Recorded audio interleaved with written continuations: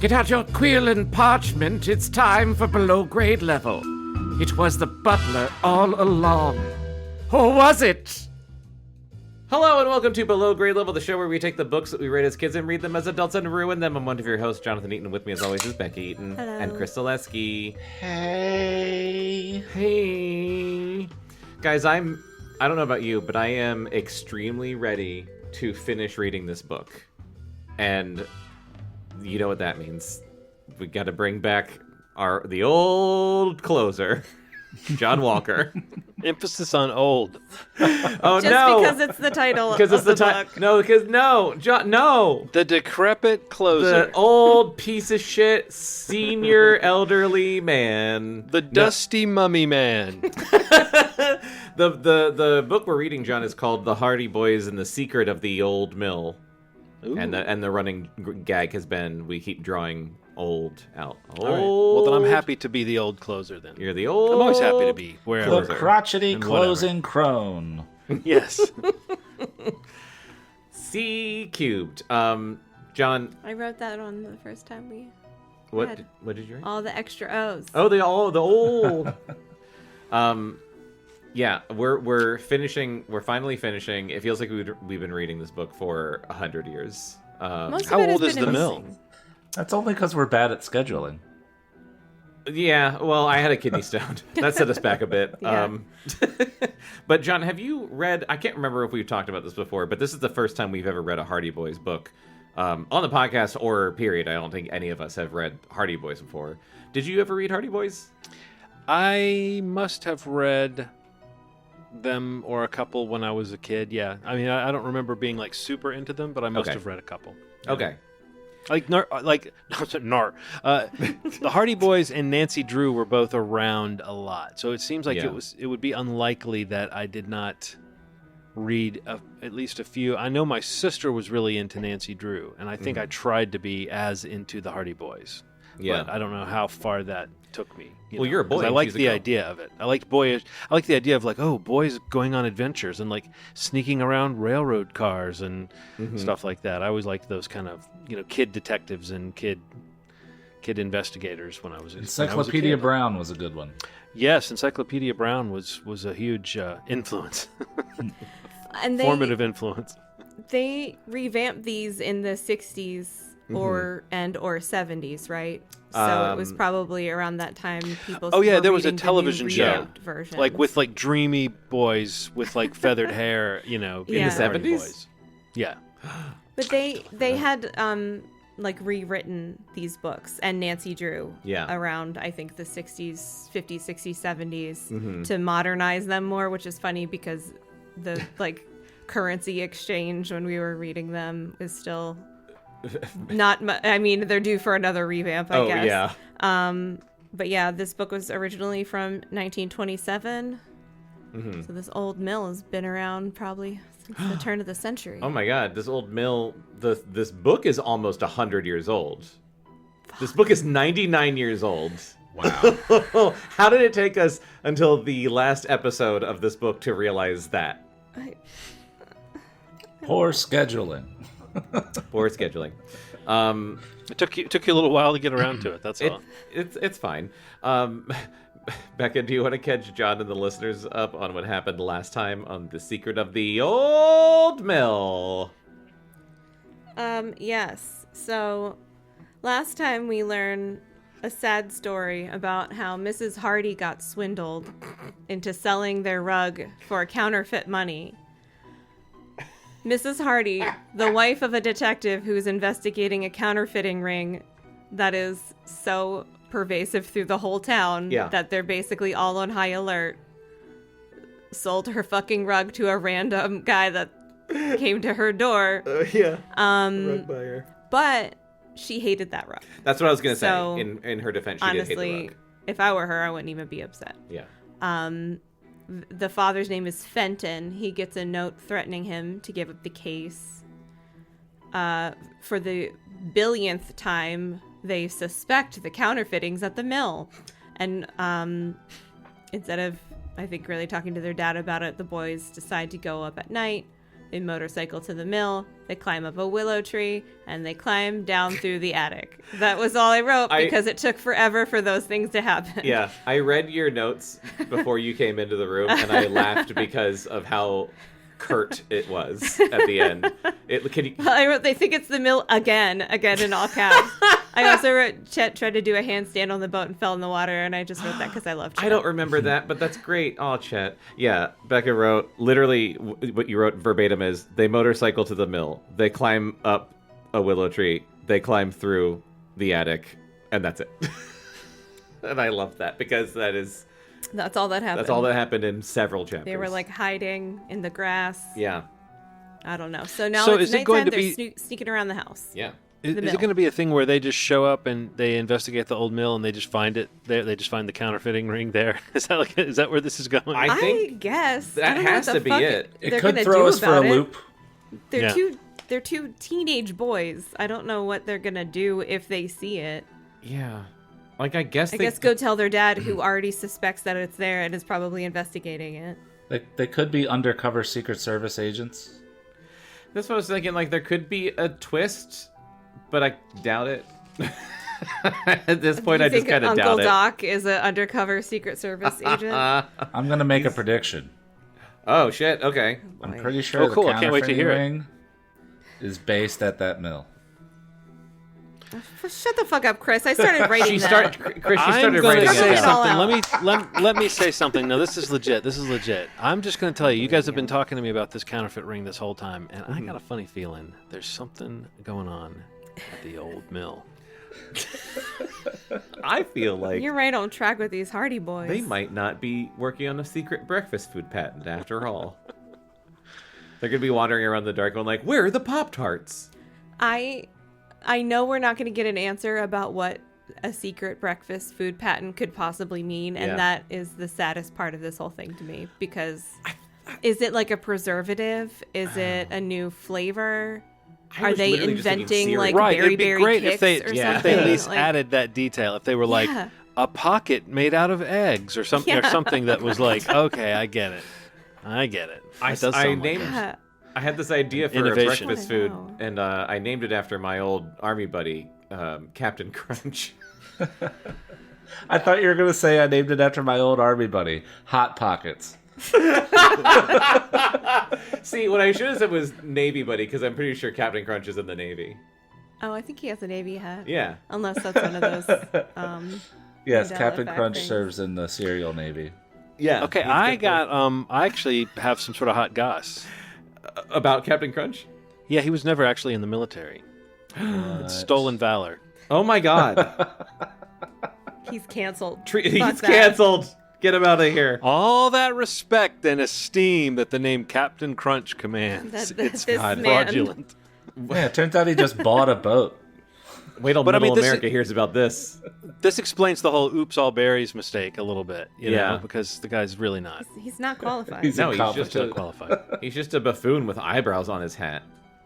I was wondering what the fuck is that eyebrows? Those are his eyebrows. They look like little fangs. No. I mean, neither of that makes sense. No, they're his eyebrows. I was like, why does the sea have little fangs on it? Oh, it does look like the sea has fangs, but no, that's his eyebrows. Yeah. I don't think I've ever had Captain Crunch. I know I have, but I for the life of me, I can't figure out what it tastes like in my like memory palace. Every other cereal. It tastes like the roof of your mouth getting torn asunder. Yeah. As if it was under cannon fire from an enemy ship. Oh man, I had a sandwich the other splintered. day. We're never gonna read this book. I got an Italian cold cut the other day, and it was so good, but I really paid for it because that bread was stale, and the next 3 days, the roof of my mouth was not good. Oh, I didn't know you liked cold cuts. Have I never talked about this before on the podcast? We need a bingo card. Okay, chapter 23. Ooh, by the way, if you see me run away, yeah, I'm listening. I just have to turn off the ice maker across the room. That's going to be very noisy if I don't. Oh, okay. I thought that was a joke, and I thought you were going to say, if you see me run away, it's because I hate this book. It's because I already hate this book. Hey, if you guys see me run away, It was fun. It was And fun. I'm Like, glad fuck you. It's always fun to come back. You'll never hear from me again. Oh, and by the way, John, the Hardy Boys, Frank and Joe are their names, and we've been doing the Venture Brothers voices for them, but interchangeably because we can't tell them apart, and it doesn't matter. I don't know those voices. Are you another person who hasn't watched the Venture Brothers? I maybe I'm the person you're thinking of because we've talked about it many times. No, our last guests, Joe and Brian, also did not watch Venture Brothers, and it's only shocking to me in that I think it's more of a common thing, and it's just so good that I never would have heard of it if I had never met you. God, that's so sad. Because it's such a good show. It's just such an incredibly good show.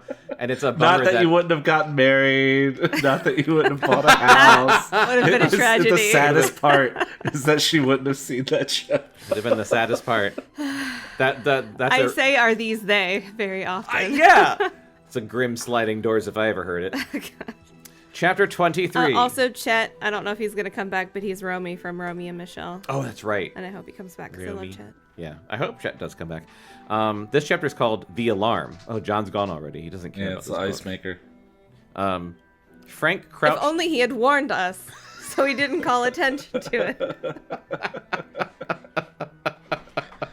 it. Frank crouched on the floor beside his brother. He switched off the flashlight. The room was in darkness. Immediately, he could see a glow of light through one of the cracks in the flooring. By crouching close to the floor, he could see through the cracks into the room beneath. At the sight he saw, he almost gave an exclamation of triumph. There were 3 men in the room, the 3 men of the mill. I love that Decemberist song. Uncle Doc, his companion, and Markle. One of them doesn't get a name.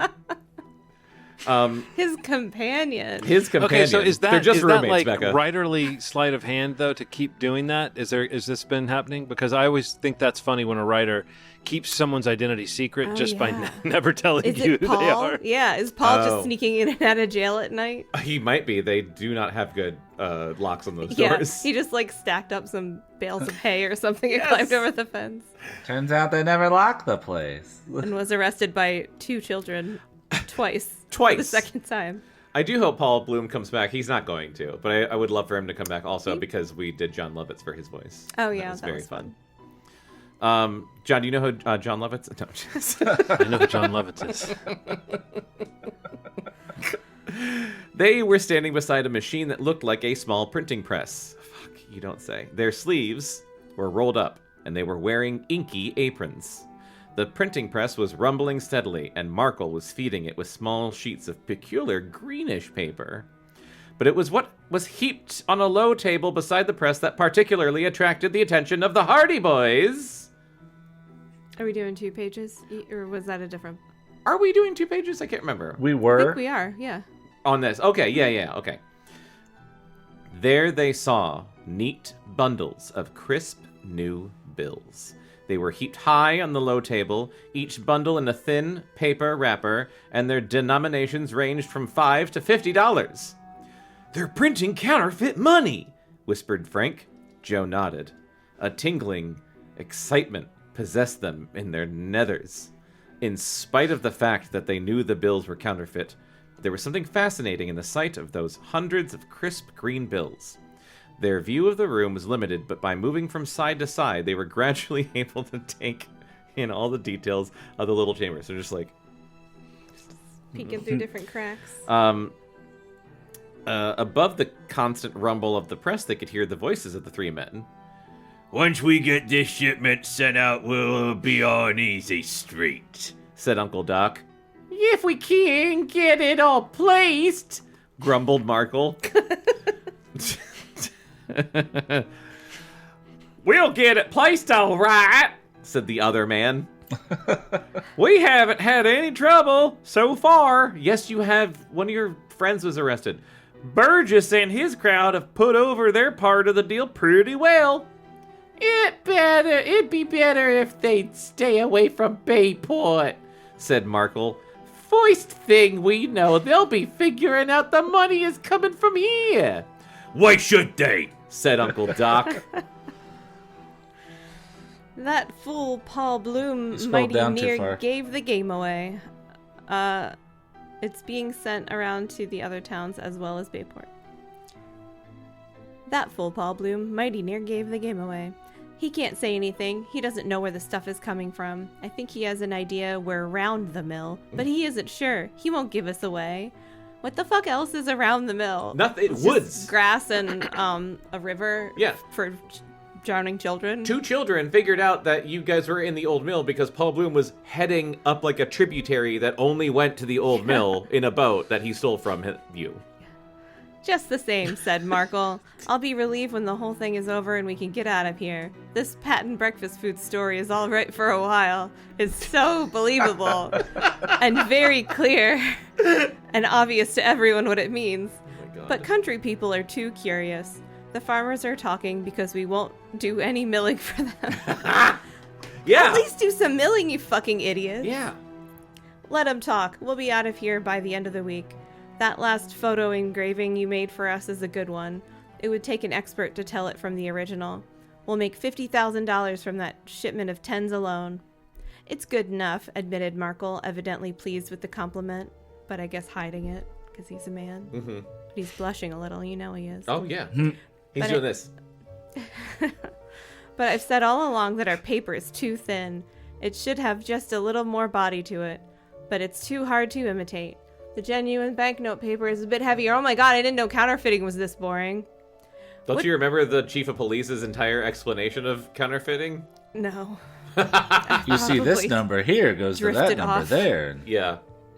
What's the matter with you tonight, Markle? Asked Uncle Doc. You've been nervous and jumpy all evening. First of all, you think you see someone sneaking around the mill. Now you're afraid we're all going to be pinched. By the end of the week, we'll be out of here and living on the fat of the land. This is the biggest counterfeiting deal that has ever been put across in the United States. I'd imagine you'd be feeling proud of yourself. By the time it's all over, we should be worth $250,000 each. All the more reason for being careful. You have to watch your step in a game like this. And haven't we watched our step? Who would ever suspect this old mill? Why, there's Hardy, the detective, living right in Bayport. He has never suspected a thing. And the federal dicks that we... I was like, don't laugh at dicks, and then I did. And then you said it. And then I said it. And the federal dicks think we have a plant somewhere in the woods back of Barmet Village. It was a good idea to take over the mill, I admit, but the sooner we're out of here, the better. Remember how I said that 80 times? I'm just, like, I am a little shocked in hearing the entirety of their plan. I just assumed that these little adventures that the Hardy Boys got up to were, like, little quaint, like, crimes that they were solving.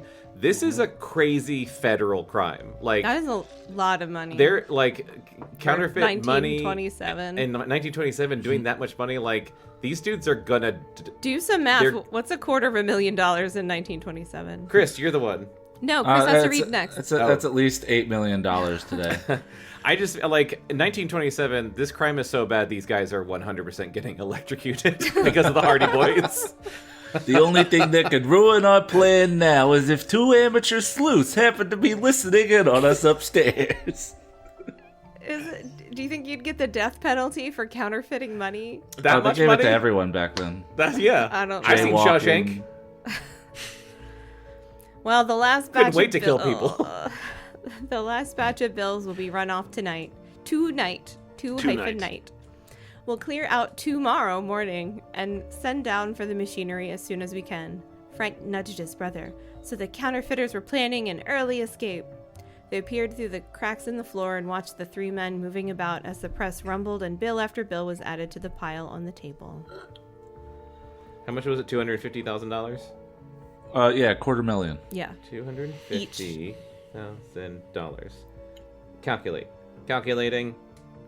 God damn. That's $4,757,428. Wow. Jesus. That's just per guy. Per guy? That's Per crazy. Easier way to make money than working, remarked Uncle Doc with a satisfied smile. It doesn't seem like it. It seems like this is really complicated. I know I've said this before. that like crime doesn't pay, et cetera, et cetera. But like, yeah, you could get a job at it. Well, I mean, you're not gonna make fucking $4 million but working at a newspaper. But it's just like the amount of effort people go through. I said this before in reading these fucking books, and also in just like seeing real life crime happen that gets busted. Just like, it would just be easier to work. It'd be a lot easier to just like work a job. I'd just be so stressed In out this if I was economy? doing crimes. Yeah. That's true, Chris, a little bit. It's just like, I don't know, the amount of effort some of this shit takes, and when you read about what people do just to like, you're working harder to make illegal money than you would be if you just got a fucking job. Yeah, but you wouldn't make $4 million. I guess not. For some reason, I'm deciding that the unnamed guy's really hopeful. So, I'm going to take a trip around the world with my share, said the second man. What are you going to do, Markle? I'll follow the horses. I'm going to visit every racetrack in America this year. I'll double my money. You'll lose every cent of it. No chance. Uncle Doc smiled. Wait and see. Smarter men than you have lost all their money on the horses. Frank and Joe had heard enough and had seen enough to know that there was no further doubt as to the nature of the activities of the three men of the mill. They had seen the counterfeiting plant in operation, and from the conversation of the three men, there was no doubt that this was the plant that had been responsible for flooding the East with spurious bills in the past few weeks, as if that wasn't already clear. Christ. The counterfeiters were evidently running off a last shipment of bills before closing up the plant and moving away. It behooved the Hardy Boys to act quickly. So you include a word like behooved, but you need to spell everything else out. Yes. Where will we go when we clear out? They heard Markle say. We'll separate, answered Uncle Doc. We'll meet in New York. New York City. Where? We'll meet Burgess at his apartment. You remember the address, don't you? Uncle Doc gave an address in the 40s, and Frank instantly registered it in his memory. What? We'll separate Don't- and all go to the same apartment. Here's the Don't- address. Don't say the address, but anyway. It might come in useful in case the counterfeiters slip through their hands. He got up slowly from his cramped position, and Joe followed his example. Frank led the way toward the door that opened on the landing. We'd better get out of here, he whispered. What will we do? We'll go to Bayport for help. We can't tackle these fellows alone. How will we get out? There's no use trying to get out by the roof. We might break our necks trying to reach that tree again. We can go down the stairs, said Frank quietly. And out the front door? It'll probably only be bolted on the inside. If we can get past the door of that workroom, we should be all right. Come on, then, you dumb children. Frank led the way. He stepped out on the landing. I wonder if they'll get caught. Both boys were wearing light sneakers, in quotes, that made little noise. Well, it's for sneaking. Step by step, they descended the stairs. Step by step, they drew closer to the landing that led to the counterfeiter's room. They could hear the muffled sound of the printing press and the vague voices of the three men. They reached the landing at last. A streak of yellow light shone from beneath the door of the workroom. The stairs led on toward the bottom of the mill. Each lad held his breath as he traversed the dangerous distance to the next flight of stairs. Each of the two lads. Each both lad. Lad 1 and lad 2. Here, if anywhere, they were in danger of being heard. But the low voices within the room continued. The steady rumble of the press went on without interruption. Frank gained the top of the steps. Joe followed. They went slowly down the stairs. Right. Stretch No it shit, out. they did. Yeah. Frank could see the dim outlines of the mill machinery in the large room below, with the dark shape of the door in the distance. Once they gained the door, they would be comparatively safe. You know, I go downstairs slowly in real life. I don't need this shit in books. It doesn't even talk about their knees making a crinkly sound. Or Yeah. They're too young for that. They're If it was me, teenagers. they would have immediately heard me. Yeah. Right. The thought had hardly crossed his mind when his foot struck suddenly against some solid object. There was a slight noise, the object moved, then it went clattering down the stairs with an uproar that seemed to No. awaken the echoes from one end of the mill to the other. He had kicked over a pail that had been left lying on the steps. Oh, you idiots. You kicked over the steps noise. pail. That's where we go to piss in that pail. Oh, you gotta climb my up God. the stairs, and that's where the piss pail is. Yeah, you go halfway up the stairs and then you piss in the pail. Yeah, on the steps with one leg higher than the other. What do you say? The noise would not be unnoticed, though, Chris. He knew that. He's a sharp cookie. They Christ. are very good detectives. Yeah. They're going to hear that. They're going to hear a pail going down the stairs. With It's a bound, beyond the he had pail. reached the bottom. No. With a bound, he had reached the bottom of the steps. There was no time to seek escape by the door, for already he could hear someone running across the floor of the workroom above. They must hide, and hide quickly. Joe was close behind him. Frank turned and sped through an open doorway close at hand. The boys found themselves in a gloomy stone room in which several large pieces of machinery could be dimly distinguished in the faint light.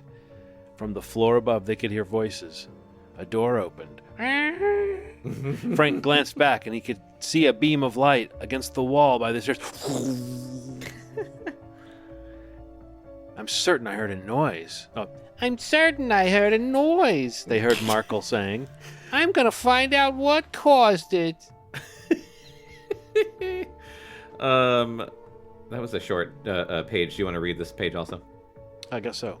It's always fun to start a new chapter. Yeah. You get to figure out the Roman numerals in real time like I always do. Chapter 24, I'm pretty sure. Yeah. Trapped. The Hardy Boys could see little chance of escape. Markle was coming down the stairs. They could hear his heavy boots as they clattered on the steps. Frank glanced around the room. There was one window, but it was boarded up. There was but one door, the one through which they had come. Markle had reached the foot of the stairs by now. Oh my God.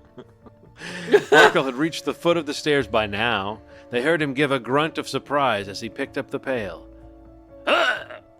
Ah, my piss pail. This is what did it, he called back to someone on the landing. It fell down the stairs. Well, what of it? Uncle Doc called down to him. Someone must have knocked it over. Couldn't have been anyone, sniffed Uncle Doc. There's nobody around. It's just your knives.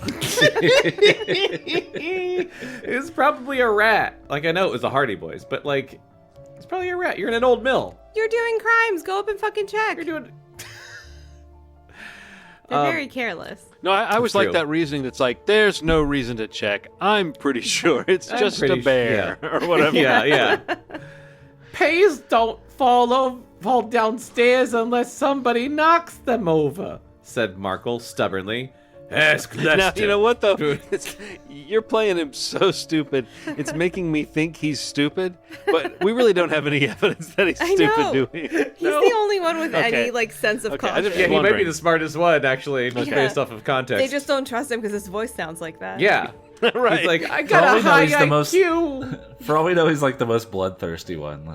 Well, Pails on don't paper, fall this guy seems downstairs. great. Yeah. But when we interviewed him, he just did not seem like he had it together. Ask Lester. Perhaps it was him. They heard Markle go into another room. For a few moments, there was silence. Then Markle came out again. He's asleep or shamming. Shaman? Shamming. SHAMMING. What the fuck? Maybe he's pretending to be does asleep. that Like he's mean? either asleep or he's Oh. pretending to be I was asleep. hoping it was like slang for jerking off. jerking off. I was going to say jerking it, but I was going to say don't say jerking it.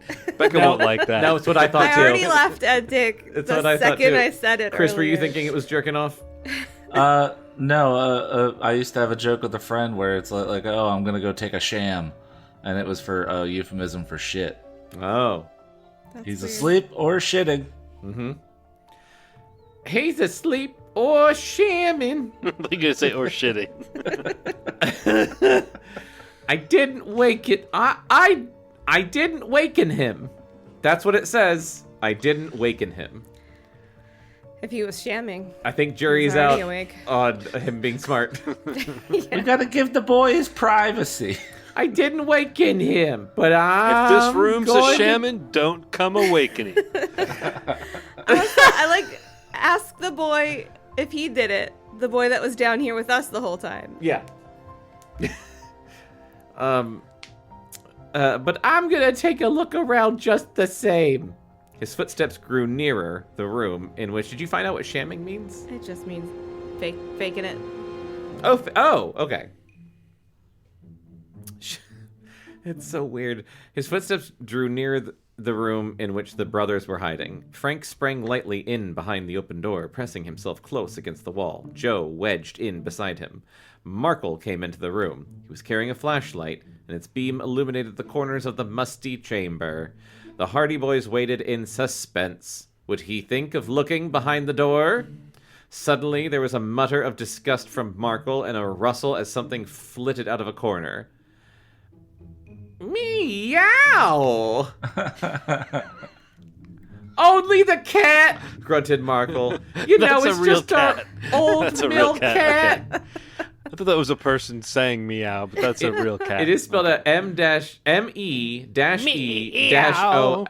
and it really is spelled out like someone going, meow. Oh, guys, you know what, though? I think this might be a Jellicle cat. Trying to find a way to make a cat's reference. Look at that that musicality and that meow. A Jellicle cat is a counterfeit cat. A Jellicle cat is a jumping out cat. Skimbleshanks lost his job at the railway. Now he's into counterfeiting. Oh, poor Skimbleshanks down on his luck.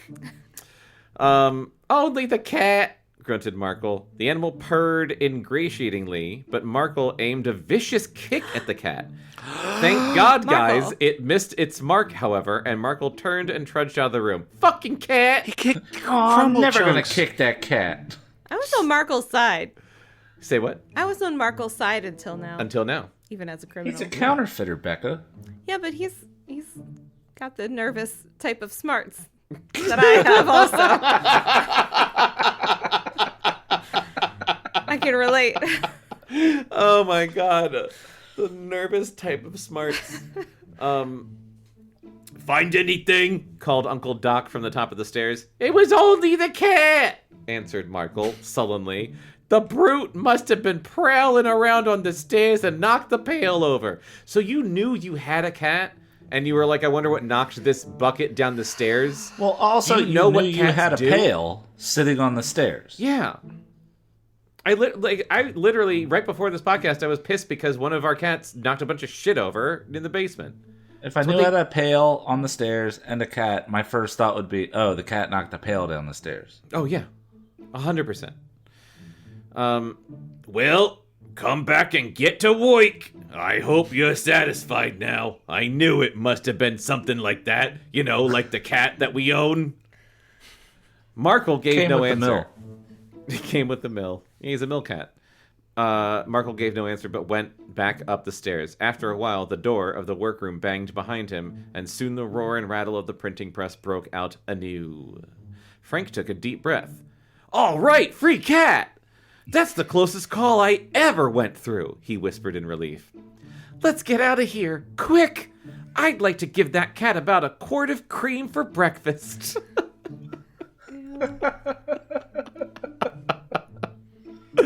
You shouldn't do that. You Yeah. probably shouldn't. He's Cat's gonna gonna- shit everywhere. He's gonna sham all over the place. It's not our cat. They're gonna come back home with a cat and a boy. Look, Ma. It's Skimbleshanks. They're a and bonded Lester. pair. Skimbleshanks and Lester. Yeah. They're a bonded pair. Look what Crumble Chunks did, Mom. Crumble chunks. Get out our finest cream.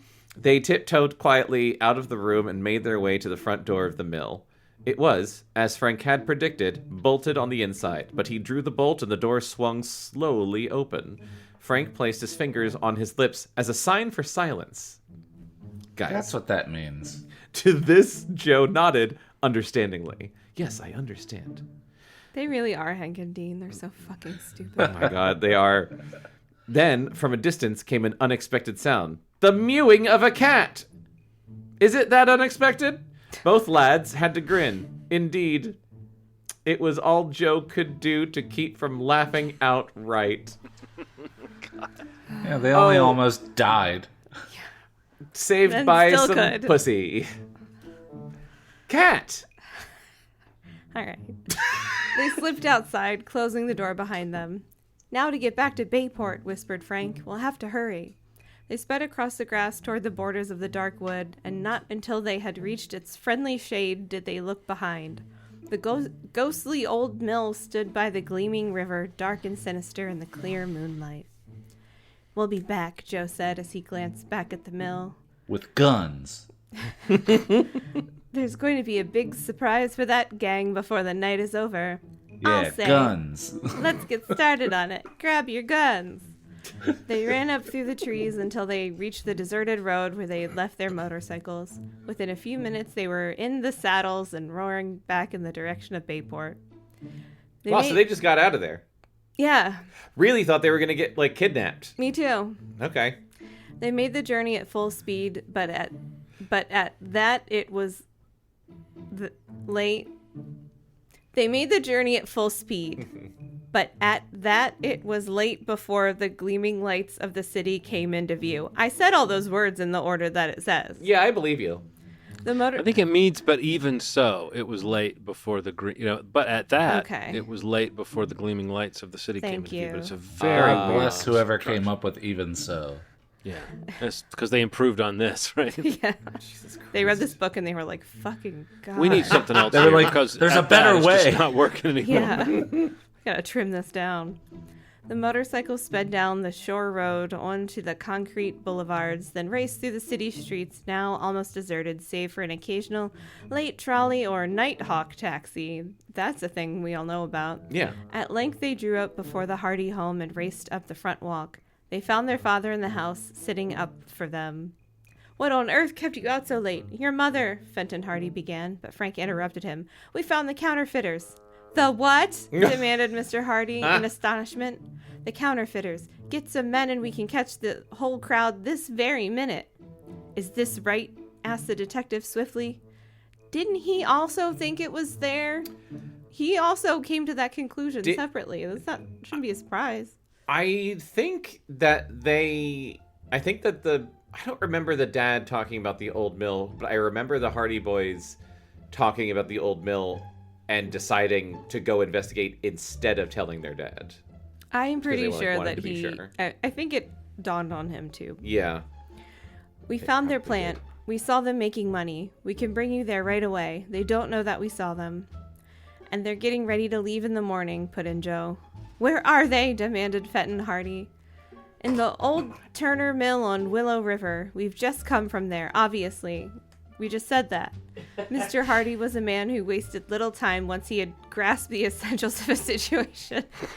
But it takes a while to grasp those. But Once until he then- does. Are you sure? Because he asked a lot of questions. Out like a flash. Without a word, he hurried over to his study and picked up the telephone. He asked for a number, and after it was secured, he held a brief, curt conversation. Then he put down the telephone and the receiver clicked.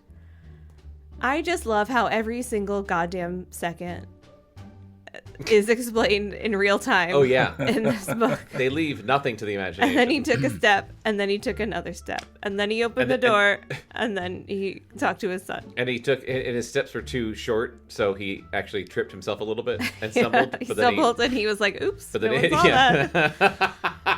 We'll have a posse out here in half an hour, he said to his sons.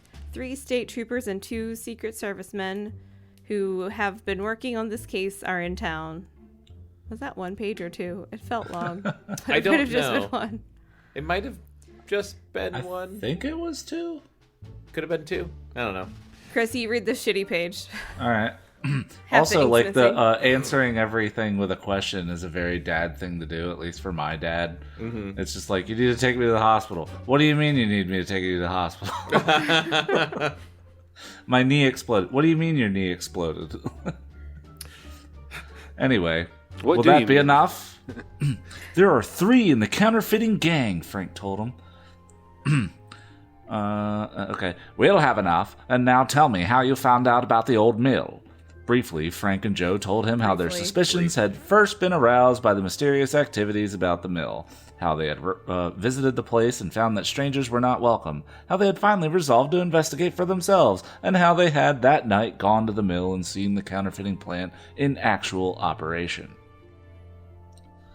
Let's see, blah, blah, blah, blah. Their story was interrupted by the arrival of an automobile, which drew up in front of the Hardy home with a squeal of brakes. A man in uniform stepped out and ran up the walk.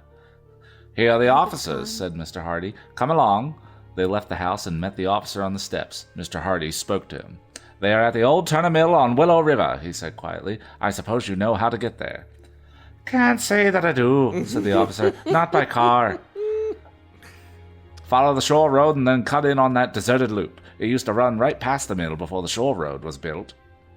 The trooper nodded. "I remember now. The deserted road, eh? We'll get there all right.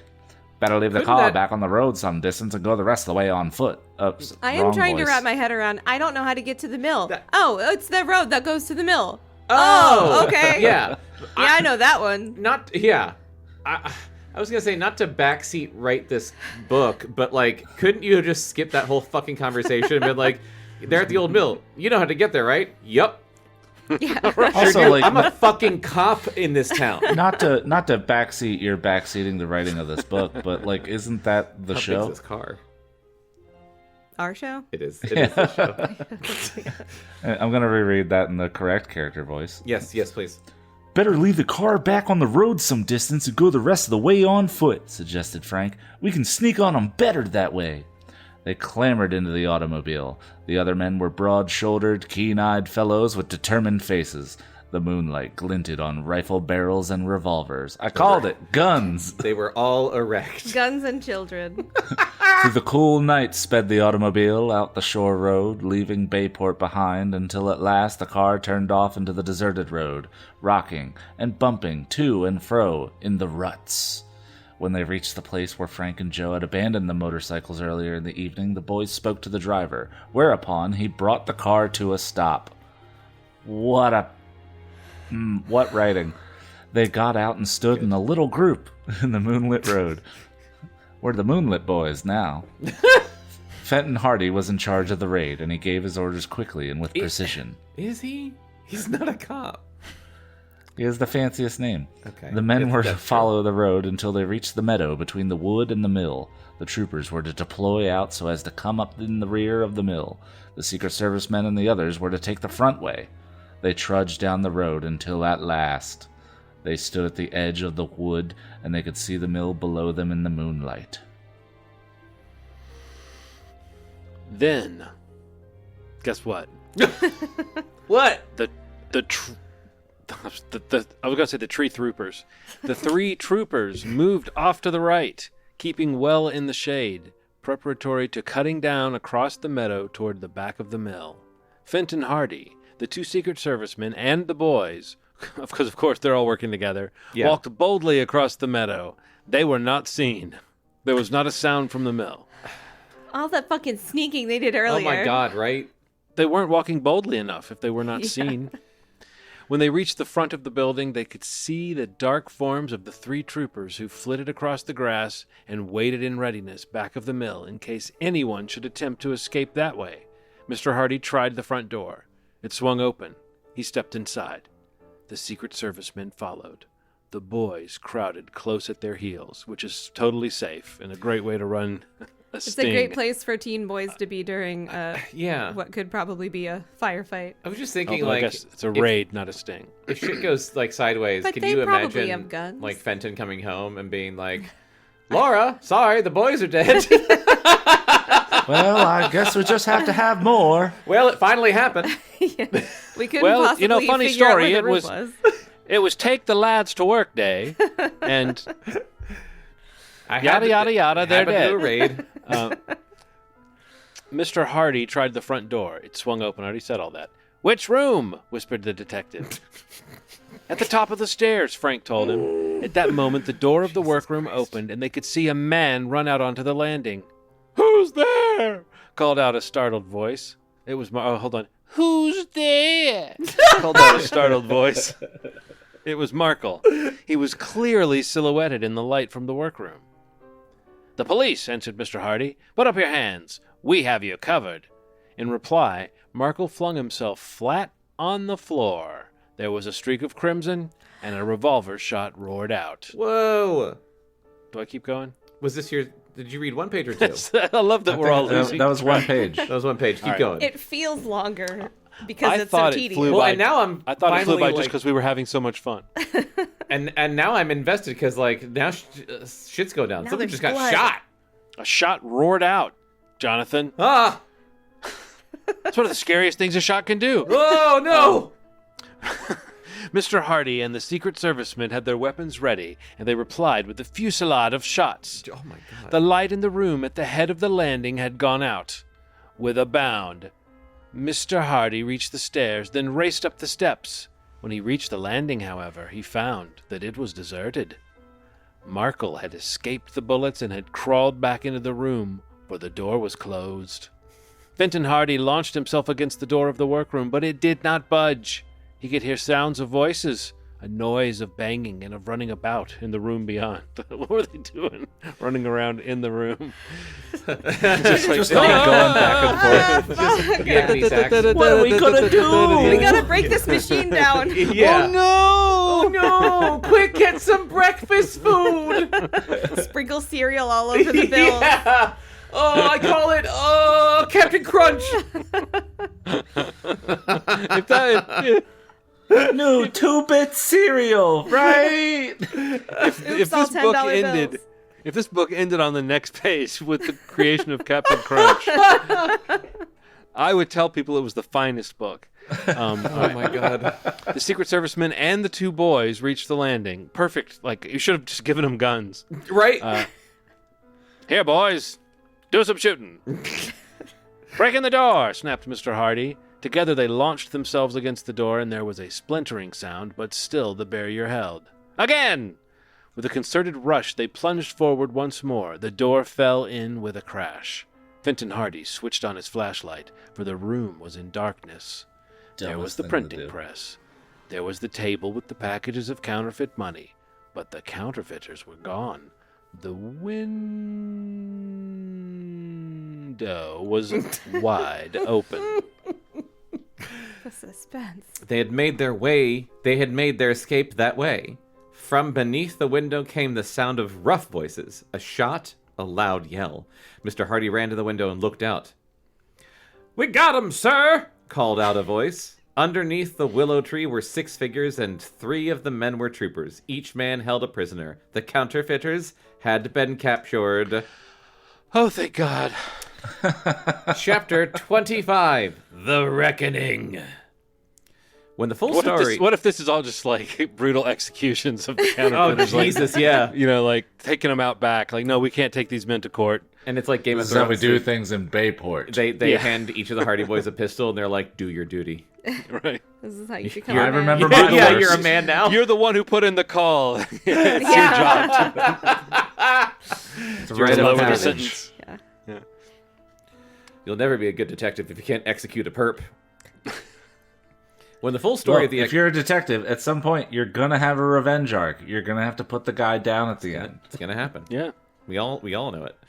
When the full story of the activities of the counterfeiters became known the next day, Bayport found that the Hardy Boys had succeeded in breaking up one of the most dangerous bands that had ever baffled the federal authorities. And that's crazy, because they're children.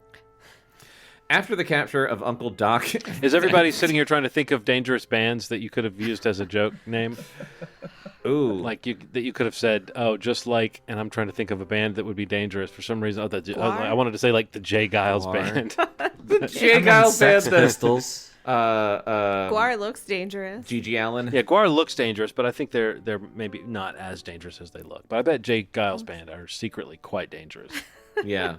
The Eagles. Who is Gigi? Eagles. What That would have been a good one. Yeah. G.G. see. Allen was a punk guy who was disgusting. And like, Yeah, he would like Oh, is he the piss guy and with the shit on teeth? stage and No, that's Oh. Shane McGowan Oh, okay. from the Pogues. Yeah. G.G. Allen I think died very young, I think, from an overdose because he just did all of the drugs in the world, and he would routinely like strip naked and piss and shit, cut all himself over people on and cut stage himself and shit. like That does throw sound blood dangerous. and poop at everybody. I think we have our answer. And they loved it. I think that's the most dangerous. That's the most dangerous band. You think that's more dangerous than 98 Degrees? Come on. Or the Jay Giles band. What if there were stories about 98 Degrees that were like G.G. Allen, where it's like, oh, they're always shitting on people. Shitting on people. I saw a closed show, and it was crazy. Well, no, I think like a lot of the boy bands, it would be like The Boys, where it's just like, oh, what superheroes get up to in their own time is really fucked up. Yeah, I think that's most bands. After the capture of Uncle Doc and his associates, Fenton Hardy... that sounds like a dangerous band, Uncle Doc and his associates. Fenton Hardy and the Secret Service men had wasted no time. Frank had remembered the New York address of the mysterious Burgess that he had heard Uncle Doc mention, and a telegram to the New York police resulted in the arrest of this man, Burgess Meredith, who turned out to be the brains of the gang. You can do it, Rock. Oh no, my counterfeiters. I was thinking Penguin. Oh yeah. Who turned out to be the brains of the gang, the man who had arranged for the distribution of the spurious bills. The crooks in Barmet Village and the rascally woman in black were also apprehended. I don't remember a woman in black. Me neither. What the Oh, fuck? see, that's how she works her magic. You don't even remember her being there. Yeah. Maybe she was in the first couple chapters. She was that the we- companion. that we didn't read. Yeah. Yeah. The machinery in the mill, Mr. Hardy told his sons, was the most complete and efficient they could obtain. Marco, it seems, was at one time an expert photo engraver.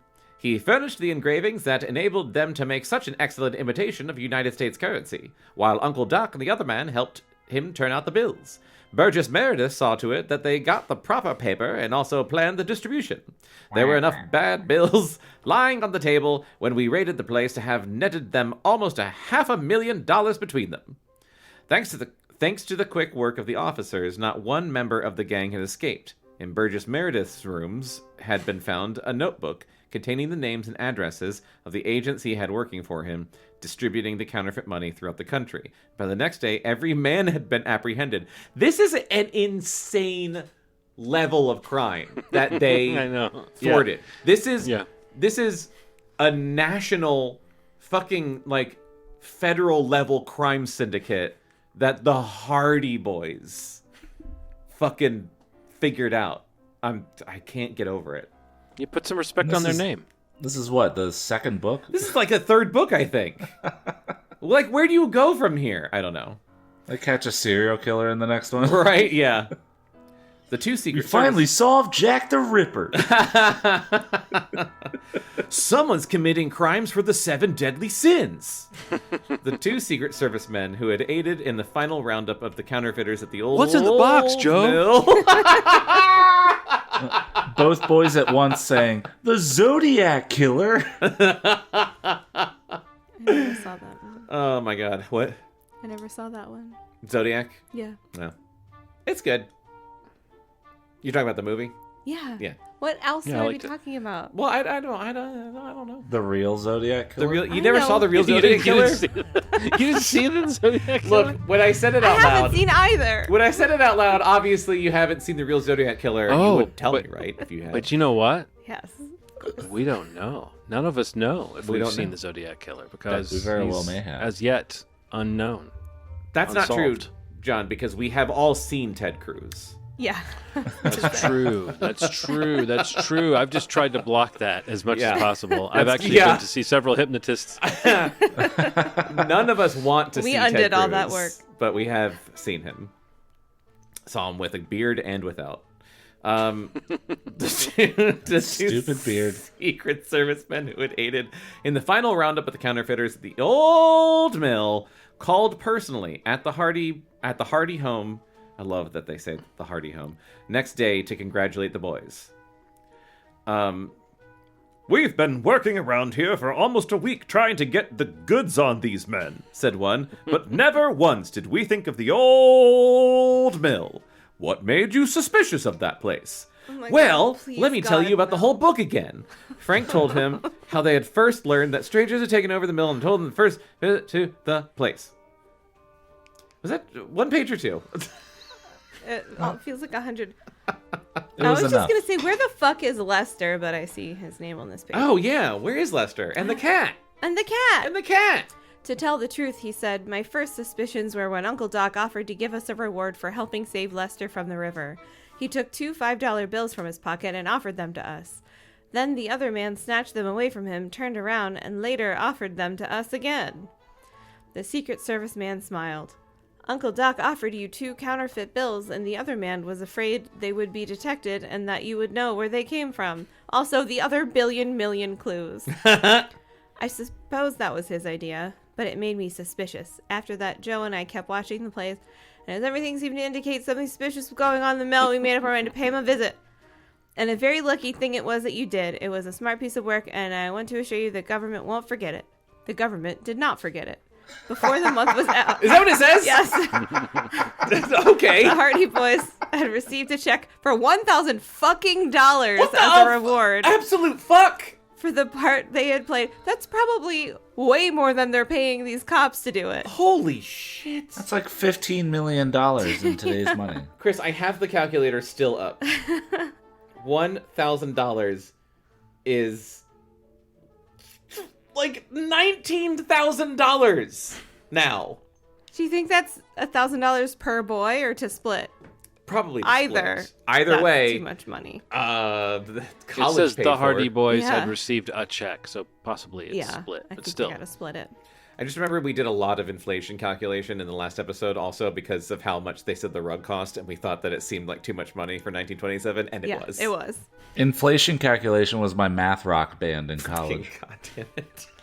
It sounds like the name of a Schoolhouse Rock song. Inflation Yeah, it does. calculation, how much is it worth today? I like that. What was old is new and is old again.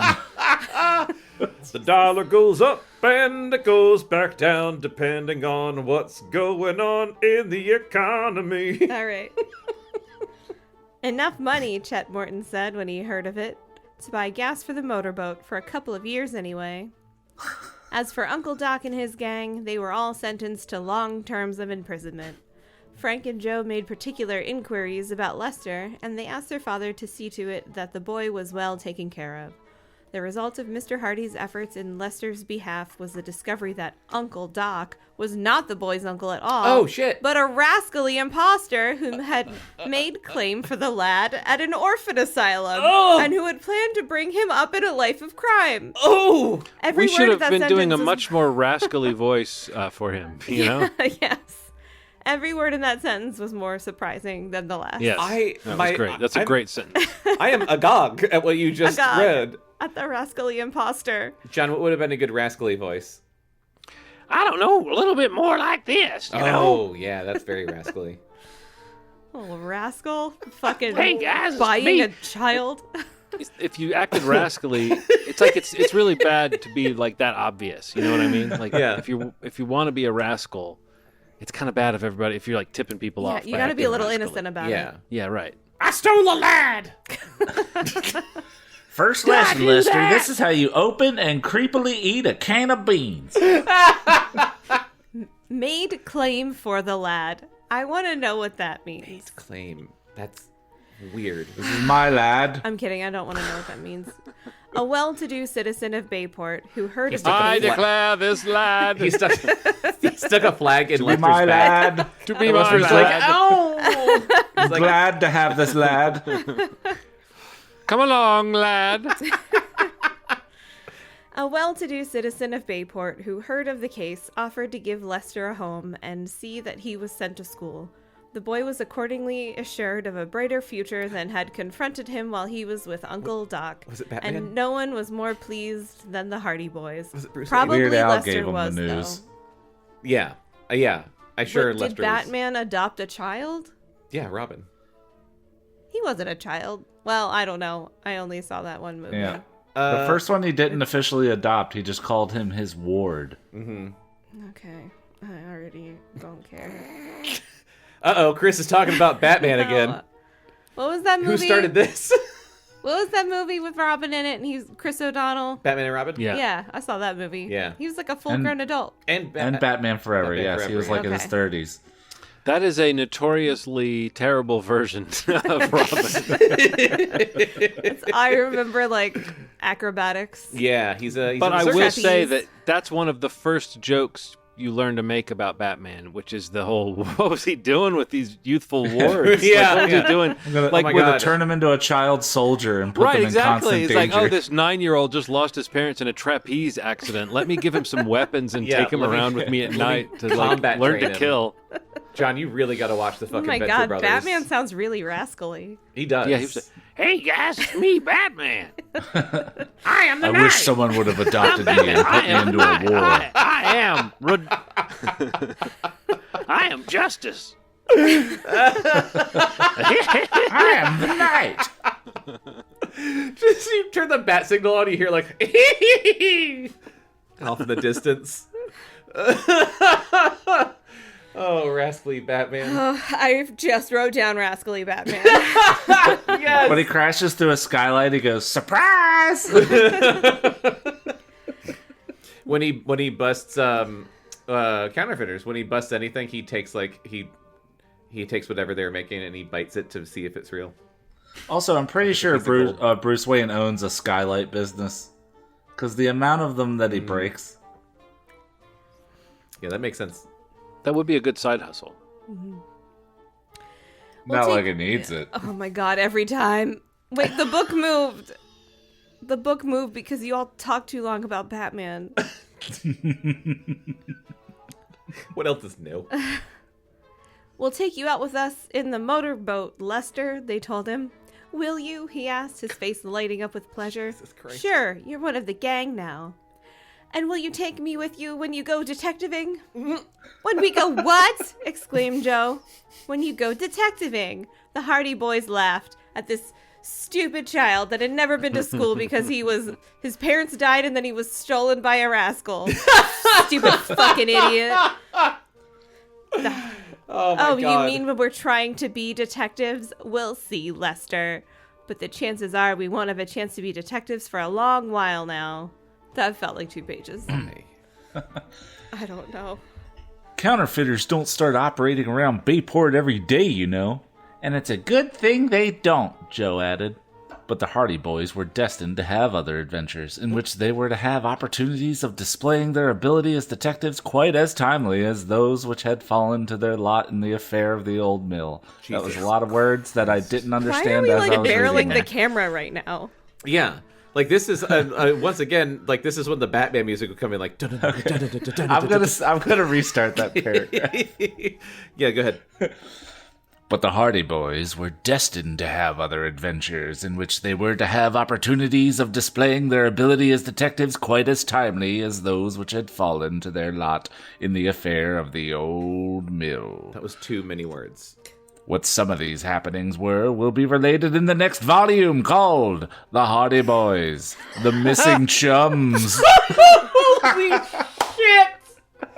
Nothing in the world could have prepared me for that, Okay. and it was on the page for like 5 minutes. Also, It's not even like The Hardy Boys will return. It's it's in not even the a chapter. page break. Yeah. It's not even a paragraph break. No, it's the middle of the fucking page. And then it just goes back to the book. The missing chums. Oh god, do you think Lester goes missing? Oh, I was gonna say, do you think Chet goes missing? God, I hope not. so. Chet's their biggest chum. He's their biggest chum. When they, I when mean, that voice goes away, it's back to the normal book. Fuck. When they received their check, which was the reward from the government for their clever work in running the counterfeiters to Earth, That's they were insane. accompanied to the bank by Chet Morton and Lester, Jerry Gilroy, Phil Cohen, Tony Prito, and Biff Hooper. Tony Prito! Hey, I'm Tony Prito. I got a boat too. For the Hardy Boys had promised to celebrate by treating their friends to ice cream, to be followed by a motorboat race, wherein Tony, in the Napoli, was going to make a second attempt to beat the sleuth. Of course, Tony's boat is named the Napoli. I'm Tony Prito. Hey, and my boat is called the Napoli. Oh, that's so offensive. I guess $10 will cover it, said Frank as he handed the check over to the cashier. He bought ice cream with $200. He bought ice cream with a check. Oh my god, he did. We can buy gas with the money that's left over. And you want to deposit $990? Is that the end of the book? Oh, Jesus. Okay. Take us home, John. Yes. The cashier handed over 2 $5 bills. Chet Morton seized one, bit it. Gazed reflectively at the ceiling for a moment, then gave it back to Frank. I guess it's good, he said. There's so much counterfeit money going around these days that one can't be too careful. What a terrible ending. Tastes like money to me. Oh, man. They could buy a house with the money the government when you have gave a them. cracking great line like, there's so much counterfeit money going around these days that one can't be too careful. You just gotta have. I bet they had that first, and they've like, let's reverse engineer this into a book. Fuck. Chet would have said Oh wait, something way I'm cooler sorry. than Then it that. says the end. I was gonna say, you gotta finish it. The end. Do you think? Wait. Okay. Wait. What I is- got a question for not you what- guys. I want John to read this, John, too. please keep going. Have you ever thought why you get so much fun out of reading the Hardy Boys stories? No, tell us. Well, Jonathan, it's probably because the Hardy Boys, Joe and Frank, are fellows like yourself. Oh. They like action. Plenty of it. They are as full of curiosity as a couple of bloodhounds.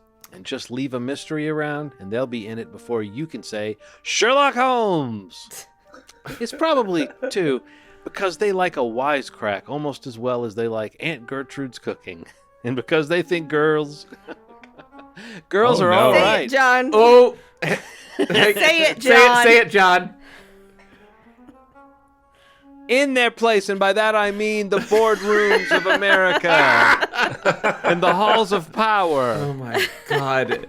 It's because they can drive a car and pilot a speedboat and are at home in the great outdoors and keep their heads in an emergency. And an emergency always is just around the corner. Isn't that why you like to read about the Hardy Boys?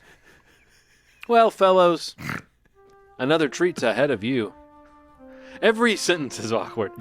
There's a new series out for adventure-loving boys. It's called the Rick Brant Adventure Series by an author named John Blaine. And it packs all the thrills and excitement you've come to expect in the Hardy Boys books. The heroes of this new series are Rick Brant and his pugnacious pal, Scotty. They live on an island called Spindrift. What? What the where Rick's dad has... What? Scroll Okay, down. Then there's a map. Whoa! Oh, there we go. I just saw the word rocket launcher. There's a whole This is a whole ad for a different ass book series. Yeah, but fucking awesome. Has his famous scientific laboratory. Between adventures and sometimes in the middle of one, Rick is liable to invent some kind of Rube Goldberg gadget or other Whoa. which plays a vital part in the solution of the mystery. Sounds You'll no like fun. Scotty, too. He's a good guy to have around in a jam, and he packs an uppercut like the kick of a mule. What the fuck? Scotty, Jonathan, why aren't you writing this down? Because I'm taking it in. I'm shocked. Yeah, the Rick Brant mysteries or adventures seem like a pretty good selection for this show. It's like Johnny Quest before it was Johnny Quest. In the first book, The Rocket's Shadow, fuck, I want to read that. The adventure takes place right on Spindrift Island. In it... Not right on the island. Wait, so their dad owns an island? I thought they owns might a- get close to the he owns island. the I never thought we'd famous be on laboratory. the island. Oh, okay. They live on an island, and yes. There's an apple orchard. Hang on. Chris, we're going to go back to this map. In it, Rick and Scotty prevent a treacherous gang from wrecking one of Mr. Brant's projects, a rocket that spoiler. goes to the moon. There's at those pictures books. of the fucking books. There's drawings of the books. I'm sorry. Yes, there's drawings of the books. The Rocket's Shadow, The Lost City, Sea God is Sea God? what I can only imagine that It better is. be Sea God. It better be. See Goth. 100 Fathoms Under. In book number 2... See Gold. Sea Not Gold. as good. Damn it. In book number 2, The Lost City, the boys are in Tibet, where they stumble on a valley, which is a sort of Shangri-La, inhabited by the descendants of Genghis Khan. It's a thriller! What? The 3rd volume is called Sea Gold, and the stirring action centers around a plant where precious minerals are extracted from seawater. Boring. Volume number 4 is called 100 Fathoms Under. It is a story of lost treasure in the Pacific and how the boys helped to locate it in Mr. Brandt's remarkable invention, the submobile. and then him and his billionaire friends imploded. Yeah, right. There's 2 documentaries about it. Ask at the store where you got your latest Hardy Boys book for one of these new Rick Brandt adventures and read it. And then you'll understand why boys all over the country are talking about Rick Brandt. Here's just a sample of the action from The Rocket's Shadow. Do you not want to keep reading about Rick Brandt? I just wish I had more alcohol. I want to keep reading about Rick. Oh, there's Brandt. there's one page. But Chris, also, Okay. if we're gonna read it, then I don't want to ruin it. that's true. I do I kind of doubt this will ruin it. I mean, this seems like it's but a taste. before we it's like do the that. little Baskin Robbins little pink spoon. I Of the want to story. just look at this map for a second of It's got Spindrift cultivated Island. land. It does have cultivated land. There's a farm. There's wooded land. Wooded land. Pirates Field. Rocket launcher. I know you already said that, but I was still shocked. And it's off the New Jersey coast. Landing strip. I didn't think they did that for some time. Everyone back then was pretty much I thought unfettered. I thought it was full bush back in the day. Now, is there any mention of that in the? I came in late in the book. Was there any mention in the Hardy Boys? Oh yeah, I'm sorry, John. In the first half of the book, they talked a lot about full bush.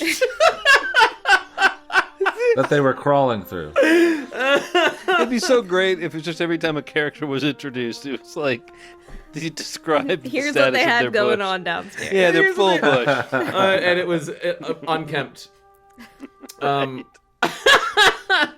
What is laboratories?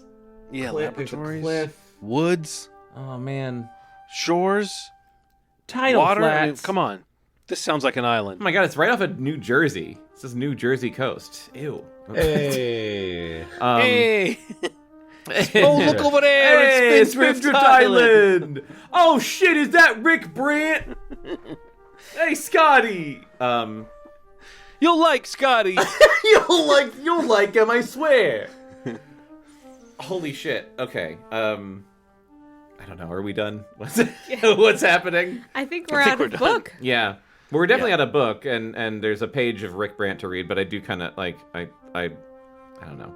We should Yeah, save it. I wanna go into that cold. Yeah, me too. If we ever read it. If I can find it, I feel like Yeah. Rick Brandt has been.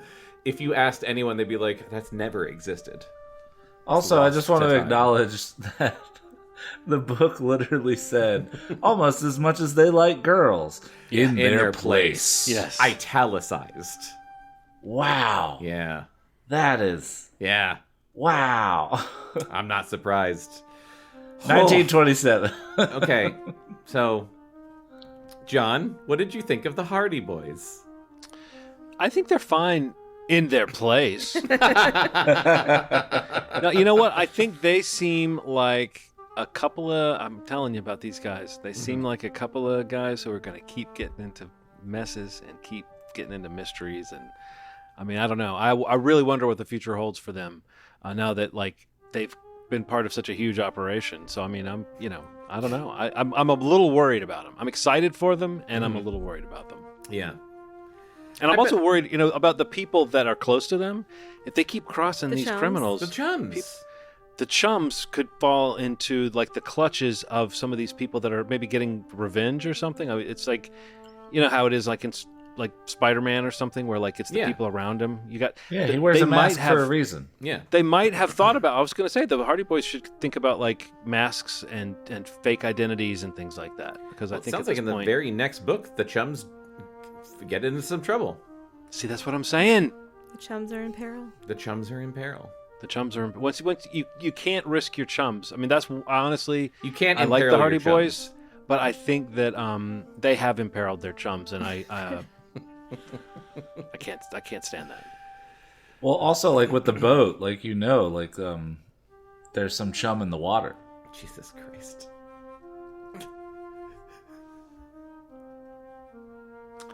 Yeah, there's a lot of things that can ruin a friendship. Is that what we were talking about? I was trying to hold that face for so long. I really was wondering how long we were going to let dead air sit. That's what the folks are here for. Yes.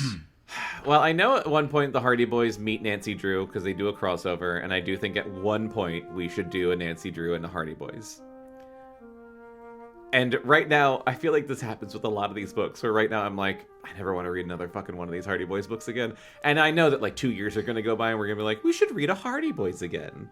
Because that's what we keep doing. It was really fun for a while. It was. It was a lot of pointless shit, Yeah. but it at least was pretty fun. And then it got unbearably repetitive Yeah. towards the end. At like the last quarter. I think it was. I think I had a note earlier that it was repetitive, Yeah. but at least stuff was happening. They Well- were getting on boats. They were picking up criminals. On boats. They were arresting the same They guy. were punching criminals on boats. We got to figure out a way. on a cop. You know when you like listen Crank to it something and you're like, I need to listen to this on like 1.5 speed or like 2 speed. We need to figure out a way for us to start like with these kinds of books reading at that speed. Still have our fun and our tangents, but just like I blast literally possible. did that. I know. I'm saying it more for myself. Well, John, thank you for finishing the Hardy Boys. Every time I want to say the Curse of the Old Mill. Sorry, there's kitten Did a paws cat- coming okay. under the door. Yeah, something with it, like involving an old mill, just makes you think it's gonna be haunted. Like haunted, yeah. But it's not. It's just some It criminals was just are in haunted there. by rascals. And everyone in town, I guess, forgot it existed. Yeah. Even the cops didn't know how to get there. Yeah. Well, John, thank you for reading the Curse of the Old Mill with us. A Hardy Boys joint. Wait, it's not curse. What is it? It's the secret. It's the secret of the Old Mill. Secret of the Old Mill. Yeah, that's. You know, in the end, it didn't sound like much of a secret because from what you were saying, they were saying all along that the counterfeiting was probably happening at the Old Mill. Yeah. And then we indeed did just find that out at the end. Yeah, So, it just kind of happened. yeah. But I'm glad I could be here for apparently the moment where all the air went out of this balloon for you guys. That feels like I don't a know, very- that Rick After Branch hearing shit how at the fun end. this book Yeah. was Yeah. the whole time you were reading it. I honestly, I wasn't expecting a map of a new book series at the very end of that. Yeah, that other plug at the end kind of saved it for me. Yeah, same. Well, I'm not sure what we're reading next. I think it was just so time. exciting when the book switched because it was so strange It was and very the sentence exciting. structure was so strange. Yeah. And not for nothing, that chapter where they pranked a cop, that shit was the best. It really did go downhill from there. It did. That was the peak. Yeah, I don't know what book we're gonna read next, but we've got. Come on, it's Rick Branch. But we're gonna research if there's an older version of it first, Yes. Yeah, and yeah. then we'll read that version. Look for the most 'Cause- offensive version of whatever books you read Oh, for boy. the show. The first version of this book that we were reading was boring as fuck. It really was, and we lucked out because I feel like this could have been more offensive than it was. I mean, I There think were a you few. were out of the room when the rug salesman showed up. You were reading, so I couldn't see the screen. Yeah. But it was, oh no, the rug salesman That was was rough. not good. Well, yeah, come back next time. Thank you for listening, and come back next time to find out whatever we end up reading. John, thank you again for closing a book with us. What would you like to plug for people listening to this? I'd like to plug a show where I open a book with my friend Bekah, who happens to be on this show. So yeah, we have a side book show. It might technically be called by some a spin-off of this show because it involves books and involves talent that people all around the world associate with this show. But it's a little thing called Respect the Stack, where we basically just talk about the books that we're reading. It's just an excuse for me to feel like instead of just having a reading addiction, I now have an ongoing research project where I have a perfect excuse now to take notes and now you have to buy books. Yes, now I have to, and I wonder if I can isn't there something I can do with my taxes? Yeah, it's just that you can write it off. So yeah, you can. Yeah. Okay. Good. I'm glad to know. Anybody want to help me with my taxes real quick before we wrap up this episode? No. The last time I talked about taxes on the show. But yeah, that is Respect the Stack, which is last time he was on. That's true. A monthly show on the FYIZ podcast feed. So if you're looking for that, just look for FYIZ on any of your podcatching apps, and you'll see that once a month, at least for the last couple months, and there's another one coming out. When is this coming out? This episode. I'm pointing down as though the episode is in front of me. This episode. When is this? This episode from when we're recording it, like a month and a half, probably. Yeah. Okay, so at that point, one. At that point, there may even be a 4th episode of Respect the Stack out. Nice. So, and the third one is coming out in a couple days from when we record this. I just listened to the first episode of Respect the Stack yesterday and today, and I had a great time. I had a great time listening to it, because it's very good and fun and interesting. And also, I was just thinking as I was driving to and from work, I'm just listening to two of my favorite people talk. Aww. This is really pleasant. It's just a really, nice. really pleasant drive. Listening to you guys talk about. That's nice to hear. I'm genuine. I'm not joking. That is so fully sweet. true. I mean, I'm your wife, but but fully I don't biased. know why I'm acting surprised. Biased, but also not that biased, because we're pretty cool. Chris, what do you have to pitch? Plug. To pitch. To pitch. What do you have to? No. Do you have any new Okay, we ideas? can't do Start a pitches. new We can't do podcast? pitches. Pitch a few new concepts before we wrap it up right now. Yeah. All right, well, guys, hear me out. Dangerous bands. if you're a fan of the interrupting hijinks that we get up to on this show, then I would like to invite you on an improvisational comedic adventure that we call The Sketchy Show. It has me, Chris Z, Jonathan Eaton, and John Walker, sometimes Bekah, and sometimes other people that are on this show, on that show. Also a Cactus Radio production. It's available wherever you get your podcasts. The Sketchy Show. Yeah. Bekah, do you have anything to plug? No. You would have plugged that. The thing that John said. John said, yeah. And I will plug. I'll plug. Stole her plug. Oh, Jesus. I'll plug. That's what happens when you got two people on the same show doing their own thing. Save me the work of doing the plug. I'll plug Casting Dreams, which is my Dreamcast podcast. By the time this comes out, we will have... there's an episode that's like an interim episode called What We're Playing, featuring Chris and Bekah with me and Patrick, and we talk about a bunch of video games that we're playing. That's very outdated because we recorded it almost a year ago.